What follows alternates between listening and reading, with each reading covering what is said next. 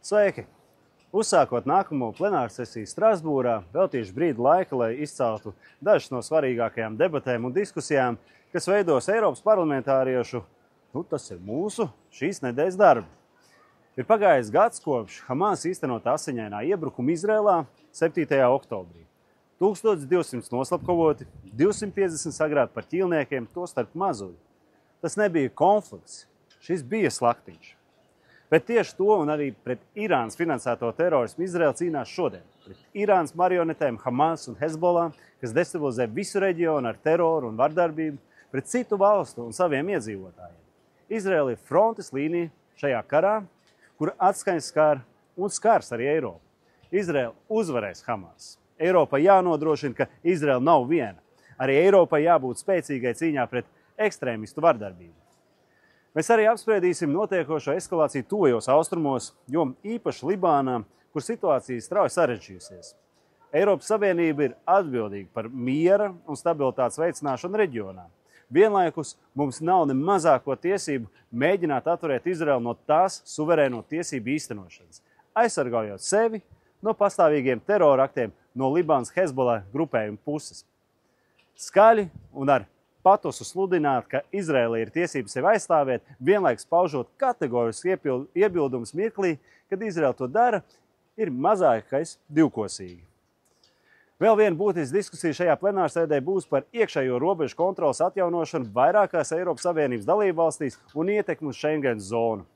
Mums ir jānodrošina, lai pārvietošanās brīvība, kas ir viens no mūsu Savienības galvenajiem pīlāriem, netiktu apdraudēta. Vienlaikus arī atbilstoši nopietnību pievērstos apdraudējumiem, kas skar Eiropas Savienības pilsoņus, tajā skaitā neregulēto migrāciju. Sabiedriskās apraides pasažieru līdzekļu plurālismu un neatkarīgas žurnālistikas nozīmi nevar pārvērtēt mūsdienu pasaulē, kur dezinformācija un viltus ziņas ir arvien pieaugošs drauds demokrātijas sistēmām. Spēcīgi, neatkarīgi plašsaziņas līdzekļi ir jebkuras veselīgas demokrātijas pamats. Un tiem ir jāspēj tikt galā ar izaicinājumiem, kas saistīti ar dezinformāciju un mēģinājumiem manipulēt ar informācijas telpu. Pievēršoties kaimiņiem Moldovā, mēs koncentrēsimies uz valsts noturības stiprināšanu pret Krievijas iejaukšanos pirms gaidāmajām prezidenta vēlēšanām un konstitucionālajiem referendumam par integrāciju Eiropas Savienībā. Atbalsts Moldovai tās cīņā par suverenitāti un demokrātiju ir prioritāte. Un Eiropas Savienībai ir jāsaglabā modrība šajā jautājumā.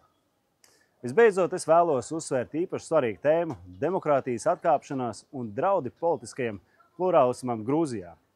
Kā Eiropas konservatīvo reformas un sarunu vedējs šajā jautājumā es strādāšu, lai nodrošinātu, ka Eiropas parlaments ieņem stingru nostāju Grūzijas demokrātijas un politiskās brīvības aizstāvībā.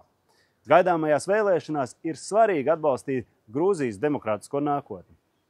Šīs nedēļas darba kārtība ir pilna ar būtiskiem jautājumiem, kas skar ne tikai Eiropas drošību, bet arī tās vērtības, par kurām mēs iestājamies demokrātiju, brīvību un tiesiskumu.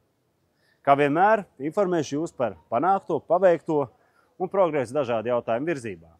Ja ir interese, varat sekot līdz norisei tiešraidē, saite uz tiešraidi pieejama šeit pat video aprakstā. Paldies un uz drīz tikšanos!